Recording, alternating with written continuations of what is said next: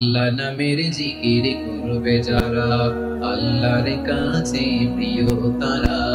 আল্লাহর কাছে প্রিয় যারা, জান্নাতে প্রবেশ করবে তারা। জোরে লা ইলাহা লা ইলাহা ইল্লাল্লাহ, লা ইলাহা ইল্লাল্লাহ মুহাম্মাদুর রাসূলুল্লাহ সাল্লাল্লাহু আলাইহি ওয়াসাল্লাম। আমার প্রিয় পটুয়াখালীবাসী, তাহলে লঞ্চের ভেতরে যখন আমরা তুফানের মধ্যে পড়ি, তখন সবাই মিলে আমরা একটা নামের জিকির করি। নামটা কার? মুসলমানেরাও ডাকে, হিন্দুরাও ডাকে, আস্তিকও ডাকে, নাস্তিকও ডাকে, সবাই ডাকে একজনকে। তিনি কে?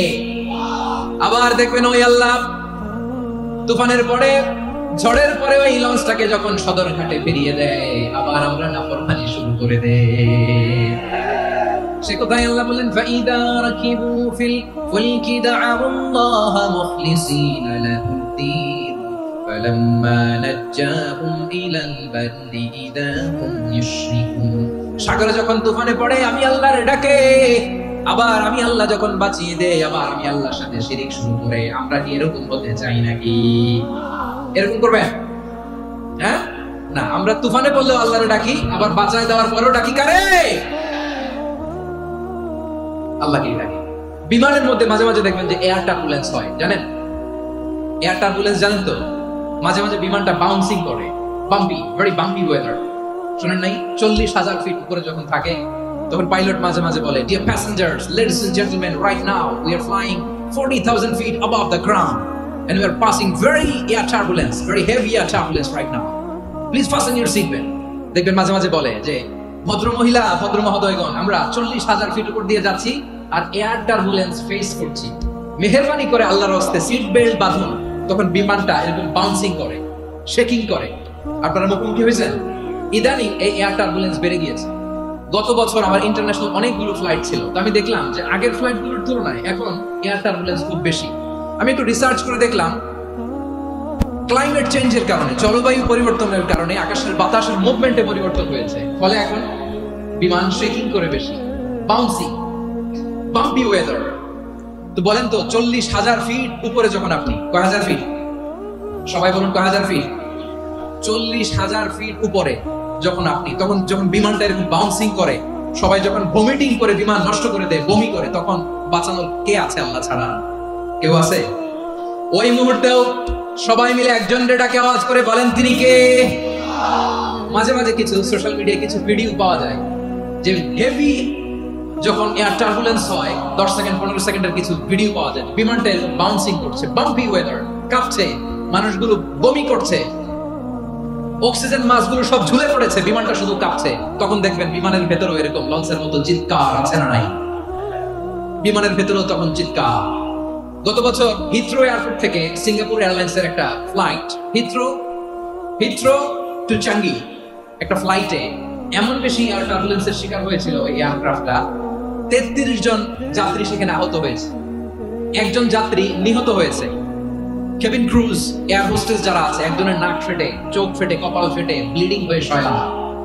প্রিয় ভাইরা, 40,000 ফিট উপরে বিমানটা যখন কাঁপবে, তখন আমাদেরকে আল্লাহ ছাড়া আর কেউ বাঁচানোর আছে? এত আস্তে বললে হবে? ওই কঠিন মুহূর্তে আমার বাবা আমারে বাঁচাতে পারে, আমার বন্ধু আমারে বাঁচাতে পারে, এই গ্রাউন্ডে, জমিনের বুকে আমার প্রোটোকল, আমার ক্ষমতা, আমার দাম্ভিকতা, কোনো কিছু আমারে বাঁচাতে পারে? একজন ছাড়া। চিল্লায় বলতে হবে, তিনি কে? সে আল্লাহ বললেন, গোলাম, আমি বিপদের সময় ঠিকই তোমাদের বাঁচিয়ে দেই। ওই বিমানের ভেতরে 40,000 ফিট উপরে যখন তোমরা এয়ার টার্বুলেন্সের শিকার হও, তখন নাস্তিকও আল্লাহরে ডাকে, হিন্দু আল্লাহরে ডাকে। জোরে বলেন ঠিক কিনা? আবার বিমানটা যখন শান্ত হয়ে যায়, একটু পরেই বিমানের স্ক্রিনের মধ্যে হিন্দি সিনেমা খোঁজে। বিমানের স্ক্রিনে কিন্তু বিশাল ওখানে আফলাম ফিল্মের একেবারে বোঝাই করা। বিমানটা শান্ত হলে আবার হিন্দি সিনেমা দেখা শুরু করে। একটু আগে ডাকছিল কারে? দেখবেন বাংলাদেশে আমাদের ক্রিকেটাররা যখন অন্য কোনো দেশের সাথে খেলে, অনেক সময় এমন হয়, বল বাকি একটা, রান দরকার 6টা। বল বাকি কয়টা? পটুয়াখালী বোঝে নাই বোধ হয়। বল বাকি কয়টা? রান দরকার। আপনি দেখবেন ক্যামেরাম্যান তখন গ্যালারিতে খালি দেখায় দর্শকদের যে কি অস্থিরতা। হিপ হপ স্টাইলের মেয়েটা, যে মেয়েটার ওড়না এতক্ষণ ছিল গলায়, এতক্ষণ কইছিল, ওই মেয়েটা দেখবেন ওড়নাটা টেনে মাথায় দিয়ে এরকম নজর ধরতেছে। আল্লাহ আল্লাহ, একটা ছক্কা, আল্লাহ আল্লাহ আমার লাল সবুজের পতাকারে তুমি অপমানিত করো না আল্লাহ। ইন্ডিয়ার সাথে আমাদের খেলা আল্লাহ, আল্লাহ একটা ছক্কা, একটা পুরো পুরো খেলা জুড়ে এই মেয়ের ওড়না ছিল গলায়, কিন্তু যখন 1 বলে 6 রান দরকার ওড়না চলে আসছে কোথায়? মাথায়। আবার মুনাজাত আছে না নাই? চিকি বাংলাদেশের দামাল ছেলে এমন এক শট মারলো, বল চলে গেল স্টেডিয়ামের বাইরে, ছক্কা, জিতে গেলাম আমরা। পুরো স্টেডিয়াম জুড়ে চিৎকার, হই হুল্লোড়, মৌজ মাস্তি। যেই মেয়েটা মাথার মধ্যে ওড়না দিয়ে এতক্ষণ সুবহানাল্লাহ সুবহানাল্লাহ বলে আল্লাহর কাছে দোয়া করেছে, ওই মেয়ে এখন আবার ওড়না ফেলে দিয়ে নাচা শুরু করে দিয়েছে। তাহলে আল্লাহর ভয়, আল্লাহর প্রতি আস্থা, বিশ্বাস, ভালোবাসা, এটা কি ক্ষণিকের জন্য? মানে আমার যখন লাগবে তখন আল্লাহর ইউজ করবো নাকি? হ্যাঁ, বিপদে আপদে, সুখের সময় দুঃখের সময়, সচ্ছল অসচ্ছল অবস্থায় বিশ্বাসীরা ভরসা রাখে একজনের উপর। চিৎকার করে বলো, পটুয়াখালী তিনি কে? সে আল্লাহ বললেন, গোলাম মনে করো না জাহাজ থেকে সদরঘাটে ভিড়িয়ে দিলাম তুমি নিরাপদ হয়ে গেছো। মনে করো না 40,000 ফিট থেকে সেফ ল্যান্ডিং এর পরে এয়ারপোর্টে নেমে গেলেই তুমি নিরাপদ হয়ে গেছো। ও মিয়া, বিপদ কি শুধু সাগরে আর আকাশে? ঘরের বিপদ, ঘরের ভেতরও বিপদ আসতে পারে কি পারে না? এজন্য সূরা মুলক আল্লাহ বললেন, আমিনতুম মান ফিস সামাই আন ইয়াখসিফা বিকুমুল আরদা ফাইদা হিয়া তামুর। তোমরা কি ভাবছো তোমরা নিরাপদ? সাগরের মধ্যে তুফান, আল্লাহ আল্লাহ ডাকলাম, সদরঘাটে যেয়ে পড়ছে, বেঁচে গেছেন তো আপনি। আর পাবে আপনারে আল্লাহ? আল্লাহরা তো সাগরের মাঝখানে তো আল্লাহ আপনার পাইছিল, আর তো পাবে না। আর পাবে আপনারে? আর আল্লাহ ধরতে পারবে আপনারে? ঘরের ভেতরও বিপদ দিয়ে আটকাতে পারে কে? 5 স্টার 7 স্টার হোটেলের ভেতরেও আমাকে বিপদের মধ্যে ফেলে দিতে পারেন কে? আল্লাহ বললেন, তোমরা কি ভেবেছো তোমরা নিরাপদ? আমি চাইলে ল্যান্ডস্লাইডস, ভূমি ধস দিয়ে 1 লক্ষ 1 মুহূর্তে নিয়ে যেতে পারি। এক সুনামি দিয়ে থাপ্পড় মেরে 3 লক্ষ সাগরের ভেতরে ঢুকাই দিতে পারি, 1 সেকেন্ডও লাগে না। আম আমিনতুম মান ফিস সামাই আন ইউরসিলা আলাইকুম হাসিবা ফাসাতা'লামুনা কাইফা নাদির। আল্লাহ চাইলে আকাশ থেকে পাথর বৃষ্টি নাজিল করতে পারেন কি পারেন না? এই মুহূর্তে এখানে ভূমিকম্প দিতে পারেন কি পারেন না? আচ্ছা, ভূমিকম্প যখন হয় আমাদের কারো হুঁশ থাকে? আপনি মনে করছেন আমরা সাধারণ মানুষ, আমরা দৌড় দেই, আর প্রেসিডেন্ট প্রধানমন্ত্রী ওনার বুঝি খাটো শুয়ে থাকে? কথা বোঝে নাই বোধহয়। ভূমিকম্প, আর্থকোয়েক যদি হয়, বাঁচার জন্য আমরা কি করি? হয় খাটের তলায়, ডাইনিং টেবিলের নিচে, উপরে শক্ত কিছু আছে এর নিচে, অথবা ঘর ধুইয়া দেও দৌড়। তো প্রধানমন্ত্রী উনি কি করে? প্রেসিডেন্ট উনি কি করে? হ্যাঁ, উনি খাটের মধ্যে যে শুয়ে থাকে নাকি? উনিও দৌড়, সাধারণ মানুষও দৌড়, প্রধানমন্ত্রীও দৌড়, বাড়িওয়ালাও দৌড়, ভাড়াটিয়াও দৌড়, সবাই দৌড়। নাকি ভাড়াটিয়ারা বাড়ি থইয়া দৌড়, বাড়িওয়ালারা আর বেরোয় না? এরকম না। তাহলে যে মুহূর্তে ভূমিকম্প দিয়ে নাস্তানাবুদ করতে পারে কে? আমার প্রিয় ভাইরা, আমরা নিরাপদ নই, আমরা তার দয়ায় বেঁচে আছি। কার দয়ায়? এজন্য আল্লাহ বললেন, গোলাম যে কোনো মুহূর্তে বিপদ দিয়ে তোমাদেরকে নাস্তানাবুদ করতে পারি। বিশ্বাসী বলে যদি নিজেকে দাবি করো, সব সময় ডাকতে হবে একজন সত্তাকে। বলেন তিনি কে? এই কথা ক্লিয়ার? এই সবগুলো উদাহরণ শেষে সবার কাছে ক্লিয়ার হয়েছে না যে বিপদ থেকে, আপদ থেকে, পরীক্ষা থেকে, ক্যালামিটি থেকে আমাদেরকে কেউ বাঁচাতে পারে না একজন সত্তা ছাড়া। আবারও বলেন তো তিনি কে? ক্লিয়ার? হ্যাঁ, সবাই বুঝতে পারছেন? আচ্ছা, এবার আমরা দেখি বিষ্ণু ইসা ইসলামের জীবনে বিপদ আপদ ছিল কিনা। উনি বিপদ আসলে কিভাবে ডিল করতেন, বিপদ আসলে কোন দোয়া পড়তে হয়, কিভাবে ফরিয়াদের হাত উত্তোলন করতে হয়, কিভাবে রবের দরবারে নতজানু হয়ে ফরিয়াদ করতে হয়, এটা জানার দরকার আছে না নাই? আসলে আমরা বিষ্ণুনবীর জীবনী থেকে দেখি বিপদ আসলে উনি কি করতেন। বিপদ আসলেই প্রথমে বিষ্ণু ইসা ইসলাম একটা দোয়া পড়তেন। কি পড়তেন? তিনি পড়তেন, ইন্না লিল্লাহি ওয়া ইন্না ইলাইহি রাজিউন। নিশ্চয় আমরা আল্লাহর জন্য, নিশ্চয় আমরা কার দিকে ফিরবো ভাই? আবার কার দিকে ফিরবো? আওয়াজ করে বলুন তো, আমরা এসেছি কার কাছ থেকে, আবারও ফিরে যাব কার কাছে? এজন্য বিষ্ণুই পড়ছেন, ইন্না লিল্লাহি ওয়া ইন্না ইলাইহি রাজিউন। নিশ্চয় আল্লাহর জন্য, ওই আল্লাহর দিকেই আমরা ফিরে যাব। তারপরে বিষ্ণুই পড়তেন, আল্লাহুম্মা আজুরনি ফি মুসিবাতি ওয়াখলুফ লি খায়রাম মিনহা। একসাথে প্রথমে পড়তেন ইন্না লিল্লাহি ওয়া ইন্না ইলাইহি রাজিউন, তারপর পরে পড়তেন আল্লাহুম্মা আজুরনি ফি মুসিবাতি ওয়াখলুফ লি খায়রাম মিনহা। মানে আল্লাহ, এই যে আমি বিপদে ধৈর্য ধারণ করলাম, এটার সওয়াব তুমি আমারে দাও, আর যেটা হারালাম এর চেয়ে ভালো কিছু দিয়ে মেকআপ করে দিও, ভালো কিছু দিয়ে বদল করে দিও। সুবহানাল্লাহ পড়েন।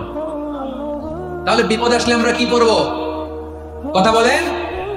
এই যে আমি শুয়েছিলাম, নাশিদ গাচ্ছিল ওরা, এদেশে পরস্পরে দেখা হলে দেয় সালাম, এদেশে আমজনতার হৃদয় জুড়ে পাকালাম, এদেশে বিপদ এলে সর্বজনে সর্বক্ষণে দোয়া পড়ে ইন্না লিল্লাহি, কি পড়ে?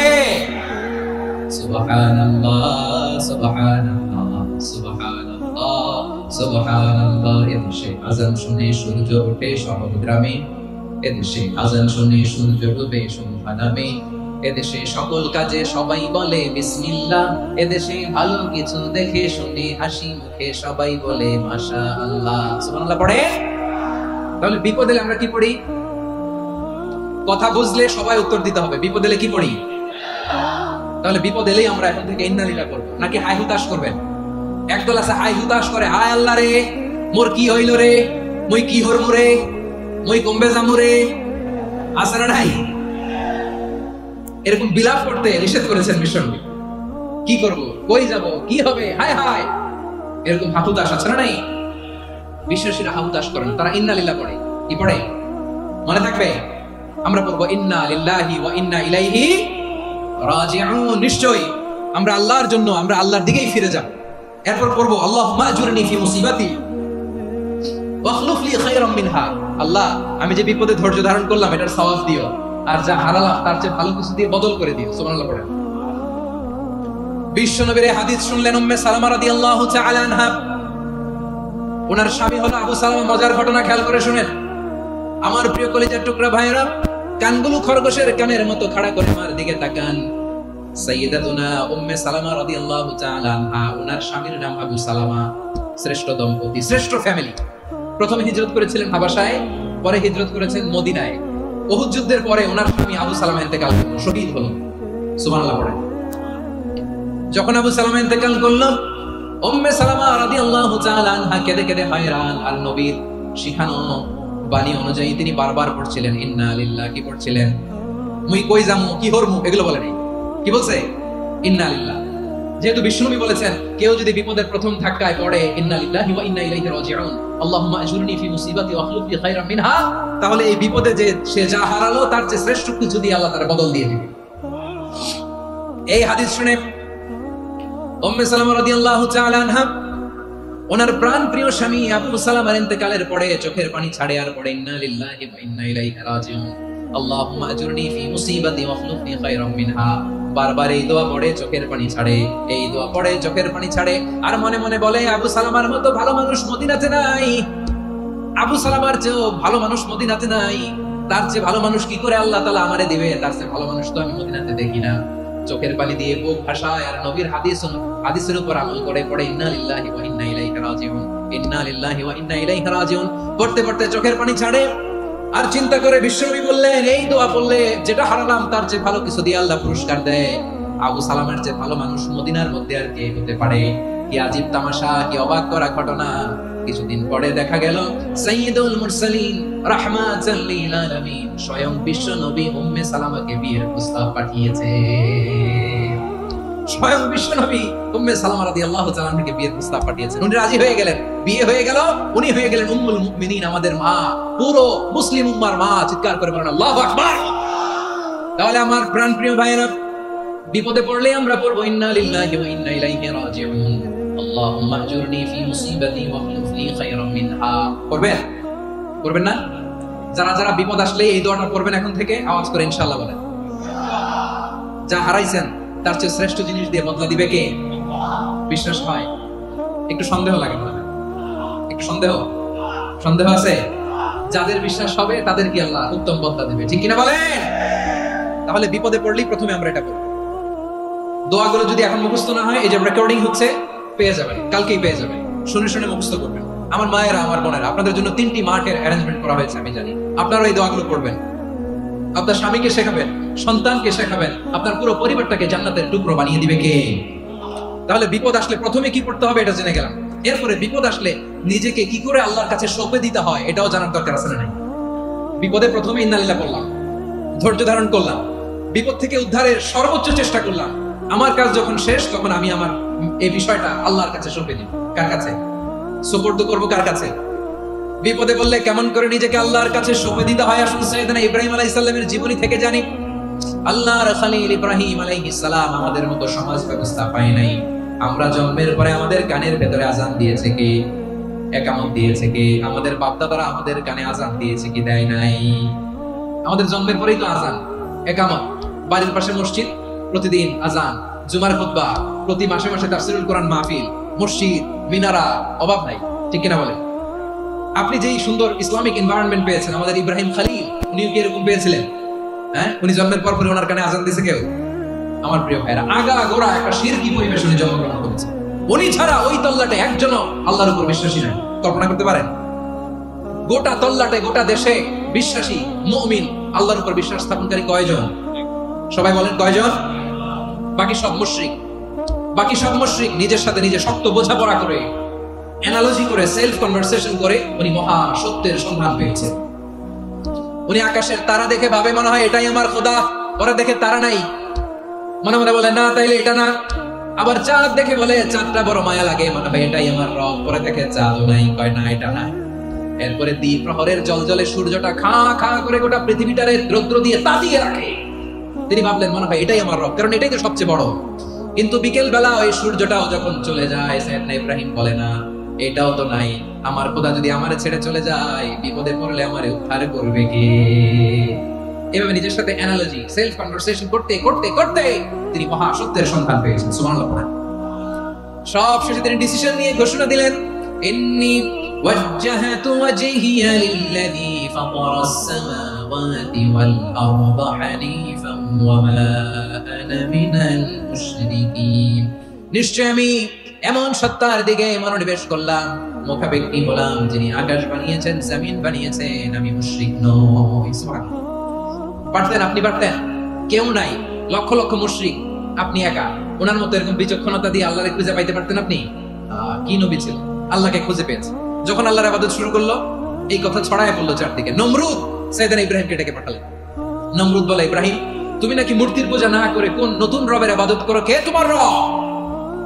সাইয়েদনা ইব্রাহিম বললেন, রব্বি আল্লাযী ইউহয়ী ওয়া ইউমীত, আমি এমন রবের ইবাদত করি যিনি জীবন দেন, যিনি মৃত্যু দেন। নমরুদ বলে, তাই নাকি? তোমার রব জীবন দেয়, মৃত্যু দেয়, আর এটা তো আমি দেই, আমিও তো জীবন দেই, আমিও তো মৃত্যু দেই। সাইয়েদনা ইব্রাহিম বললেন, কেমন করে তুমি জীবন দাও, মৃত্যু দাও, একটু দেখাও তো। নমরুদ জেলখানা থেকে দুজন কয়েদিকে ডেকে আনলো, কয়েদি এনে অর্ডার করলো, একটাকে এখনই শিরোচ্ছেদ, হেড অফ, ডেথ পেনাল্টি, মৃত্যুদণ্ড দেয়া হলো, ফিনকি দিয়ে রক্ত বেরোনো। নমরুদ বলে, দেখো দুজনকে ধরে আনলাম, একজন কয়েদিকে দিলাম ডেথ পেনাল্টি, মৃত্যুদণ্ড, ওরে মৃত্যু দিলাম। আরেকজন যে দাঁড়িয়ে আছে, চাইলে ওরেও আমি মৃত্যুদণ্ড দিতে পারি, কিন্তু না, ওরে আমি দেব না, ওরে আমি বাঁচাইয়া দিলাম, ছেড়ে দিলাম, মানে জীবন দিলাম। দেখো ইব্রাহিম, তোমার চোখের সামনে একজনকে মৃত্যু দিলাম, আরেকজনকে জীবন দিলাম। আপাত দৃষ্টিতে তাই তো, একজনকে তো জীবন দিল, আরেকজনকে মৃত্যু দিল। সাইয়েদনা ইব্রাহিম আবার বিপাকে পড়ে গেলেন। কিন্তু এক একজন নবীকে আল্লাহ এমন উইজডম, বিচক্ষণতা দিয়ে এই জমিনে পাঠিয়েছেন। মুহূর্তের মধ্যে আল্লাহর খলিল ইব্রাহিম বললেন, فإن الله يأتي بالشمس من المشرق فأتي بها من المغرب فبهت الذي كفر। আল্লাহর খলিল ইব্রাহিম বললেন, নমরুদ বুঝলাম তুমি জীবন দাও, মৃত্যু দাও, দেখলাম, কিন্তু আমার রব, আমার আল্লাহ প্রতিদিন সকালবেলা উষা লগ্নে ওই পূর্ব দিগন্ত থেকে সূর্যটাকে উদিত করেন, সাঁঝের বেলা, বিকেল বেলা, কুথুরি লগ্নে, সন্ধ্যা বেলা ওই দ্বিপ্রহরের জল জলে সূর্যটাকে পশ্চিম দিগন্তে ডুবিয়ে দেন। মানে সকালবেলা পূর্ব দিক থেকে উদিত করা সূর্যটাকে পশ্চিম দিকে বিকেলে তিনি ডুবিয়ে দেন। তুমি যদি পারো ওই সূর্যটাকে পশ্চিম দিক থেকে উদিত করে পূর্ব দিকে ডুবিয়ে দাও। সুবহানাল্লাহ পড়বেন না? দেখেন, ইনস্ট্যান্ট ইন্টেলেক্ট, মুহূর্তে বিচক্ষণতা, উইজডম কাকে বলে? নমরুদ পারবে? নমরুদের বাপ পারবে? ওর দাদা, ওর 14 গোষ্ঠী, গোটা বিশ্বের সব ক্ষমতাধর রাষ্ট্রনায়করা একসাথে হলে পারবে? ফাবুহিতাল্লাযী কাফার পারে নাই, ব্যর্থ হয়েছে। এবার তেলে বেগুনে জ্বলে উঠেছে, রেগে মেগে আগুন বলে, ফালকুহু ফিল জাহিম, ওর সাথে তর্ক নাই, না পেরে এবার এটারে আগুনে ফেলা। বিশাল বিশাল গাছ কেটে লাকড়ি এনে আগুনের কুণ্ডলি বানানো হলো, দাও দাও দাও দাও করে আগুন জ্বলে। আল্লাহর খলিল ইব্রাহিমকে আগুনে নিক্ষেপ করা হবে। আল্লাহর খলিল সাইয়েদনা ইব্রাহিমের হাতের মধ্যে রশি দিয়ে টাইট করে বাঁধা হলো, পায়ের মধ্যেও টাইট করে রশি দিয়ে বাঁধা হলো। আল্লাহর খলিল ইব্রাহিমকে আগুনের কুণ্ডলীর মধ্যে ফেলা হবে। ওমিয়া, আপনি যে বিপদের কারণে ভয় পান, হতাশ হন, এটা কোনো বিপদ ওনার বিপদের সামনে? পটুয়াখালী আওয়াজ করে বলুন, সাইয়েদনা খলিল ইব্রাহিমের সামনে বিপদের সামনে আমাদের বিপদগুলো কোনো বিপদ? কোনো বিপদই না, এটা কোনো বিপদই না। হাত পা বেঁধে টাইট করে নিক্ষেপ করা হবে, সিম্পলি ফেলা যাবে না, কারণ দাও দাও করে দ্য ব্লেজিং ফায়ার, এমন আগুনের কুণ্ডলি কাছে যাওয়া যায় না, আগুনের উত্তাপে নিক্ষেপ করা হবে। হাতে রশি বেঁধে পায়ে রশি বেঁধে আল্লাহর খলিল ইব্রাহিম আলাইহিস সালামকে আগুনের মধ্যে নিক্ষেপ করা হবে। এটার বলে অগ্নি পরীক্ষা। উনি অগ্নি পরীক্ষার সম্মুখীন হয়েছে, এজন্য কঠিন পরীক্ষাকে আমরা অগ্নি পরীক্ষার সাথে তুলনা করি, ঠিক কিনা? সাইয়েদনা জিবরাইল এসে বললেন, ও আল্লাহর খলিল, ওরা তো আপনার হাতও বেঁধে ফেললো, পাও বেঁধে ফেললো, নড়াচড়ার সুযোগ নাই, বলেন আমি জিবরিল ফেরেশতা আপনার জন্য কি করতে পারি? আল্লাহর খলিল ইব্রাহিম বলেন, ও জিবরাইল, তোমার কাছে আমার কোনো চাওয়া পাওয়া নাই। সুবহানাল্লাহ বলেন, তোমার কাছে বলার কিছু নাই, তোমার সাহায্যের আমার দরকার নাই। সাইয়েদনা ইব্রাহিম আলাইহিস সালামকে হাতে পায়ে রশি বেঁধে হাত পা বাঁধা অবস্থায় জ্বলন্ত অগ্নিকুণ্ডে যখন নমরুদের দলবল নিক্ষেপ করবে, আল্লাহর খলিল কিভাবে নিজেকে আল্লাহর কাছে সঁপে দিয়েছেন, পটুয়াখালীর ভাইরা খেয়াল করে শুনুন। হাত পা বেঁধে আল্লাহর খলিলকে যখন নিক্ষেপ করা হবে, তিনি মুখ ফুটে বলে ফেললেন, হাসবুনাল্লাহু ওয়া নি'মাল ওয়াকিল। হাসবুনাল্লাহু ওয়া নি'মাল ওয়াকিল, আমার জন্য আল্লাহই যথেষ্ট, আমার জন্য আল্লাহই যথেষ্ট, তিনি আমার সবচেয়ে বড় গার্ডিয়ান, তিনি আমার সবচেয়ে বড় অভিভাবক। জিব্রাইলের সাহায্যের অফারকে ফিরিয়ে দিলেন, দুনিয়ার বুকে কারো কাছে কিছু বলেন নাই, মুখ ফুটে বলেছেন হাসবুনাল্লাহ। ও আমার পটুয়াখালীর প্রাণের ভাইয়েরা খেয়াল রাখবেন, কোন বান্দা তার হাতে থাকা সব চেষ্টাটুকুন করার পরে মুখ ফসকে মুখ দিয়ে যখন বলে ফেলে হাসবুনাল্লাহ, বান্দা যখন হাসবুনাল্লাহ বলে ফেলে, ওই ব্যাপারটা ডিল করার দায়িত্ব স্বয়ং আল্লাহ আরশের উপর থেকে নিয়ে নেয়। আপনি যখন বলে ফেলবেন হাসবুনাল্লাহ, এটা ডিলিং করবে কে তখন? চিল্লায় বলেন না, তিনি কে? বান্দা তার সাধ্যের সবটুকু চেষ্টার পরে নতজানু হয়ে যখন বলবে হাসবুনাল্লাহ, আল্লাহ তুমি আমার জন্য যথেষ্ট, নি'মাল ওয়াকিল, তুমি আমার শ্রেষ্ঠ অভিভাবক, তখন তার কি দরকার না দরকার এটা ডিল করে স্বয়ং আল্লাহ। নিক্ষেপ করা হলো সাইয়েদনা ইব্রাহিমকে অগ্নিকুণ্ডলিতে। হাজার হাজার মানুষ এই দৃশ্য দেখার জন্য জড়ো হয়েছে এরকম বিশাল ময়দানে।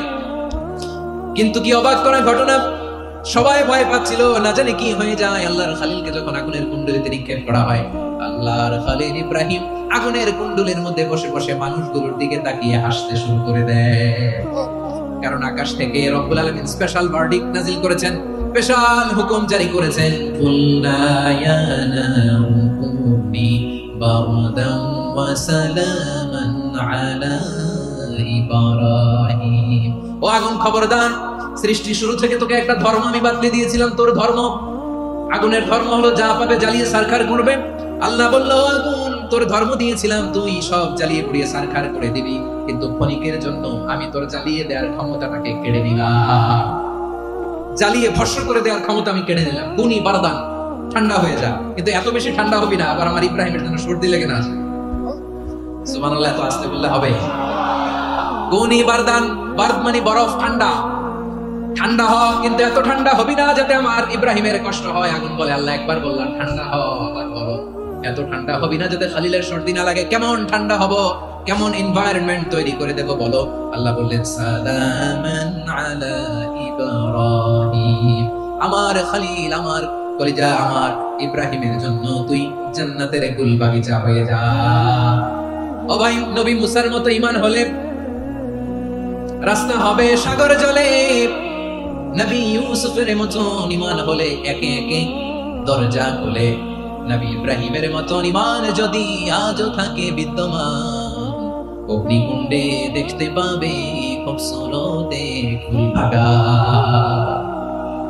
কুলনা ইয়া নারু কুনি বারদান ওয়া সালামান আলা ইব্রাহিম। বান্দা যখন মুখ দিয়ে বলে হাসবুনাল্লাহ, আমার আল্লাহ আমার জন্য যথেষ্ট, এই বলে যখন নিজেকে সঁপে দেয়, তার কি লাগবে ওই দায়িত্ব স্বয়ং নিয়ে নেয় কে? সবাই বলেন, স্বয়ং নিয়ে নেয় কে? তাহলে আমার প্রিয় ভাইরা, বিপদের শুরুতেই আমরা বলবো ইন্না লিল্লাহ। শুরুতে কি বলবো? এরপরে যেই বাক্যটা পড়ে নিজের পরিস্থিতিকে আল্লাহর দরবারে সঁপে দিব, সেটা হচ্ছে হাসবুনাল্লাহ। সেটা কি? বিষ্ণু বলেন, লা ইয়াজালু লিসানুকা রাতাবান মিন যিকরিল্লাহ, সব সময় আল্লাহর স্মরণ দিয়ে, জিকির দিয়ে জিহ্বাটারে সিক্ত রাখো। আর শয়তানু জাসিমুন আলা কলবি ইবনে আদম, শয়তান বনি আদমের কলবে খামচি মেরে বসে থাকে। ফাইদা যাকারাল্লাহ খালাসা, মানুষ যখন আল্লাহ স্মরণ করে জিকির করে, শয়তান দৌড়ে পালায়। ওয়া ইদা গাফালা ওয়াসওয়াসা, যখনই বনি আদম গাফিল হয় তখনই শয়তান তার হৃদয়ে ওয়াসওয়াসা দেয়। এজন্য বিপদে পড়লে ইন্না লিল্লাহ নিজের সব টুকুন করার পরে, নিজের রোল প্লে করার পরে নিজেকে আমরা কি বলে সঁপে দিব? সবাই বলেন, সবাই বলতে হবে, আর জোরে বলে, মনে থাকবে। বিপদে পড়লে প্রথমে ইন্না লিল্লাহ, এরপরে নিজেকে যখন সঁপে দিব তখন হাসবুনাল্লাহ। এরপরে কঠিন বিপদে যখন বিশ্বনবী পড়তেন তখন কি করতেন? এমন বিপদ মাঝে মাঝে হয় না, দেয়ালে পিঠ থেকে যায়, চোখে মুখে অন্ধকার, কি করব দিশা খুঁজে পাই না, এরকম হয় কখনো? হ্যাঁ, আপনাদের হয় না? তো জান্নাতে আছেন আপনারা। হয় হয়, এরকম হয়েছে না যে দেয়ালে পিঠ থেকে গেছে, চোখে মুখে অন্ধকার, কই যাব, কি করব, বাঁচানোর কেউ না, এরকম হয়েছে কখনো আপনাদের? যদি হয় তাইলে এটার সলিউশন বলবো, না হইলে তো এরকম বলে লাভ নাই। হয় হয় হয়, বিশ্বনবী এরকম কঠিন বিপদে পড়েছেন জীবনের কিছু কিছু মুহূর্তে। ওই মুহূর্তে বিশ্বনবী স্পেশাল দুইটা দোয়া পড়তেন। এই দোয়াগুলো আপনাদেরকে জানিয়ে দেয়। বিশ্বনবী বলেন, কঠিনতম বিপদে যখন পড়বা, দেয়ালে পিঠ থেকে যায়, চোখে মুখে অন্ধকার, বাঁচার কোনো উপায় নাই, তখন পড়বা লা ইলাহা ইল্লা আনতা সুবহানাকা ইন্নী কুনতু মিনাজ জালিমিন। আল্লাহ, তুমি ছাড়া কোনো ইলাহ নাই, তুমি পবিত্র, নিশ্চয় আমি জালিমদের অন্তর্ভুক্ত। সুবহানাল্লাহ বলেন। এই দোয়া সাইয়েদনা ইউনূস আলাইহিস সালাম পড়েছিলেন যখন মাছের পেটে ছিলেন। কিসের পেটে? এবং অনেক মুফাসসিরিন ইকরাম বলেছেন, অনেক আহলুল ইলমরা বলেছেন, এটা হচ্ছে ইসমে আযম। ইসমে আযম এমন দোয়া যেটা দিয়ে দোয়া করলে আল্লাহ দোয়া কবুল করে, কিন্তু এটা কোনটা, এটা নিয়ে ইখতিলাফ আছে। কোন কোন আহলুল ইলম বলেন লা ইলাহা ইল্লা আনতা সুবহানাকা ইন্নী কুনতু মিনাজ জালিমিন, এটা হচ্ছে ইসমে আযম। সাইয়েদনা ইউনূস আলাইহিস সালাম পড়েছেন। আপনারা পড়েননি? তুফান হইলে পড়েন না? আমাদের এলাকায় তো এটা খুব, এটার উপর ব্যাপক আমল আছে। পটুয়াখালীতে কি অবস্থা বলেন? পড়েন পড়েন পড়েন পড়েন। একটা গল্প শুনেছিলাম, পাক হানাদার বাহিনী যখন বাংলাদেশে অ্যাটাক করতো, ৭১ সালের ঘটনা বলতেছে, আমরা তো দেখি নাই, শুনছি আর কি। ৭১ যদি দেখতাম এতদিনে রাজাকার হয়ে যেতাম। আল্লাহ আমাদেরকে বাঁচাই দিয়েছে, আল্লাহ ঠিক কিনা বলেন? মন মতো হইলে মুক্তিযোদ্ধা, মন মতো না হইলে রাজাকার। কত কিছু দেখলাম এই শাহবাগের বুকে। আল্লাহ, ৭১ সালে দেখি নাই, আমরা শুনেছি। পাক হানাদার বাহিনী জিজ্ঞেস করতো মুসলিম না অমুসলিম চেক করার জন্য, বলতো কালেমা বল, কালেমা বাতাও। তো যারা কালেমা পড়তে পারতো পাকিস্তানি বাহিনী নাকি ওদেরকে ছেড়ে দিত, শুনেছি। তো একজনকে, এক বাঙালিরে পেয়ে তার মাথার মধ্যে বন্দুকর নল ধরে বলতেছে, কালেমা বল সালে, কালেমা বাতা, কালেমা বল। তো ভয়ের চোটে এই দোয়া পড়া শুরু করছে। ও পড়তেছে লা ইলাহা ইল্লা আনতা সুবহানাকা ইন্নী কুনতু মিনাজ জালিমিন। পাকিস্তানি বলে সালে ये तो मुसीबत का कलेमा है। বাঙালি কয় हम तो भी मुसीबत में हैं। পাকিস্তানি বলে বেটা কোন দোয়া বললি, এটা তো মুসিবতের কালেমা। কয় আমিও তো মুসিবতে আছি, আমার মাথার মধ্যে বন্দুক ধরে তুমি আমার কালেমা জিজ্ঞেস করো, এখন কোনটা কালিমা আর কোনটা কি দোয়া, আমার হুঁশ আছে নাকি? প্রিয় ভাইরা, আসলে এটা দুআউল মুসিবা, বিপদে পড়লে এই দোয়া পড়তে হয়, লা ইলাহা ইল্লা আনতা সুবহানাকা ইন্নী কুনতু মিনাজ জালিমিন। এটা পড়বেন আপনারা। এই দোয়া পড়ে সাইয়েদনা ইউনূস আলাইহিস সালাম মাছের পেট থেকে রক্ষা পেয়েছিলেন। রক্ষা করেছিল কে? তুমি ইউনূস নবীরে যখন খাইলো মাছেতে গিলিয়া, ফেরেশতা পাঠাইয়া দিলে ইসমে আযম দিয়া। প্রাণে ছিল যাহার ভয় সেথা পাইল আশ্রয়, প্রাণে ছিল যাহার ভয় সেথা পাইল আশ্রয়। মাছের পেট হতে সে যে পেল পরিত্রাণ। আল্লাহু আল্লাহু তুমি জাল্লে জালালুহু, শেষ করা তো যায় না গে তোমার গুণগান। আল্লাহু আল্লাহু, সুবহানাল্লাহ পড়ে, লা ইলাহা ইল্লা আনতা সুবহানাকা ইন্নী কুনতু মিনাজ জালিমিন। বিশ্বনবী বললেন, দেয়ালে পিঠ থেকে গেলে, চোখে মুখে অন্ধকার, বাঁচার কোনো উপায় নাই, তখন এই দোয়াটা পড়তে হবে। এই দোয়া পড়ে আল্লাহর কাছে ফরিয়াদ করলে বিপদ মুক্ত করবেন কে? কেন এই দোয়াটা আল্লাহর কাছে বড্ড প্রিয় জানেন আমার ভাইরা? কারণ এই দোয়ার মধ্যে 3টা জিনিস আছে। আমি যেরকম আঙ্গুল উঁচু করেছি এরকম করেন তো। 3টা, কয়টা? 3টা। 1 নম্বরে হচ্ছে তাওহীদ, 2 নম্বরে তাসবিহ, 3 নম্বরে তাকরীর। আই রিপিট, আবারো বলছি, 1 নম্বরে তাওহীদ, 2 নম্বরে তাসবিহ, 3 নম্বরে তাকরীর। এই দোয়াটা আল্লাহর কাছে এত পছন্দনীয় কারণ এই দোয়ার প্রথম অংশে আছে তাওহীদ, আল্লাহর একত্ববাদের ঘোষণা। লা ইলাহা ইল্লা আনতা, ও আল্লাহ আপনি ছাড়া কোনো ইলাহ নাই, উপাস্য নাই। এই কথা বললে আল্লাহ বড় খুশি হয়ে যায়, সুবহানাল্লাহ পড়েন। এই দোয়ার দ্বিতীয় অংশে আছে তাসবিহ, মানে আল্লাহর প্রশংসা, প্রশংসা সূচক বাণী। সুবহানাক সুবহানাক সুবহানাক, ও আল্লাহ আমি আপনার পবিত্রতা ঘোষণা করছি, সুবহানাক। এই কথা শুনলে আল্লাহ খুশি হয়ে যায়, সুবহানাল্লাহ পড়েন। এই দোয়ার তৃতীয় অংশে আছে তাকরীর। তাকরীর মানে পাপের স্বীকৃতি। তাকরীর মানে কি? তাকরীর মানে পাপের স্বীকৃতি। এই দোয়ার তৃতীয় অংশে আছে ইন্নী কুনতু মিনাল যালিমিন। ও আল্লাহ, আমি জালিমদের অন্তর্ভুক্ত। আল্লাহ, আল্লাহ আমি জালেম, আল্লাহ আমি ভুল করেছি, অন্যায় করেছি, আল্লাহ আমি জালিমদের অন্তর্ভুক্ত। এই পাপের স্বীকৃতি, অ্যাকনলেজমেন্ট আল্লাহ বড় পছন্দ করেন। যখন আল্লাহর কাছে আপনি ছোট হবেন, ছোট হতে হতে যত ছোট হবেন, ওই দৃশ্যটা দেখতে আল্লাহ বড় পছন্দ করে। সুবহানাল্লাহ বলেন। 3 নম্বর অংশ ইন্নী কুনতু মিনাল যালিমিন, আল্লাহ আমি জালিমদের অন্তর্ভুক্ত। সাইয়েদনা আদম আলাইহিস সালাম ভুল করে যখন নিষিদ্ধ গাছের ফুল খেয়ে ফেললেন, ফল খেয়ে ফেললেন, আল্লাহ বললেন আদম ক্ষমা পেতে চাইলে তুমি আর হাওয়া মিলে স্বীকৃতি দাও, পাপের স্বীকৃতি আর পড়ো রব্বানা যালামনা আনফুসানা ওয়া ইল্লাম তাগফির লানা ওয়া তারহামনা লানাকুনান্না মিনাল খাসিরিন। ও আল্লাহ, আমি আদম আর হাওয়া যালামনা আনফুসানা, আমরা আমাদের নফসের উপর বড় জুলুম করেছি। আল্লাহ ওয়া ইল্লাম তাগফির লানা ওয়া তারহামনা, আপনি যদি ক্ষমা না করেন, আপনি যদি দয়া পরবশ না হন, আপনি যদি রহম না করেন, আমরা তো ক্ষতিগ্রস্তদের মধ্যে শামিল হয়ে যাব। এই দোয়া করার সাথে সাথে সাইয়েদনা আদম আর হাওয়া আলাইহিস সালামকে ক্ষমা করে দিলেন কে? তাহলে এই দোয়ার 3 নম্বর অংশ তাকরীর, এটা আল্লাহ বড় পছন্দ করে। আমার কলিজার টুকরা ভাইয়েরা, গুনাহ করে শিকার যেতে হবে, এটা আল্লাহ ভালোবাসেন। সাইয়েদনা আবু বকর রাদিয়াল্লাহু তাআলা বিষ্ণু ইসলামকে বলেন, ইয়া রাসূলুল্লাহ আল্লিমনি দুআআন আদউ বিহি ফি সালাতি। নবী হে, আপনি আমার এমন একটা স্পেশাল দোয়া শিখায় দেন যে দোয়াটা আমি নামাজে পড়ব। নবী বললেন, তাহলে তুমি পড়ো আল্লাহুম্মা ইন্নী যালামতু নাফসি যুলমান কাসীরান ওয়া লা ইয়াগফিরুয যুনুবা ইল্লা আনতা ফাগফিরলি মাগফিরাতাম মিন ইনদিকা ওয়ারহামনি ইন্নাকা আনতাল গফুরুর রহিম। সুবহানাল্লাহ। সালাম ফিরানোর আগে পড়েন, কথা কয় না, পড়েন পড়েন।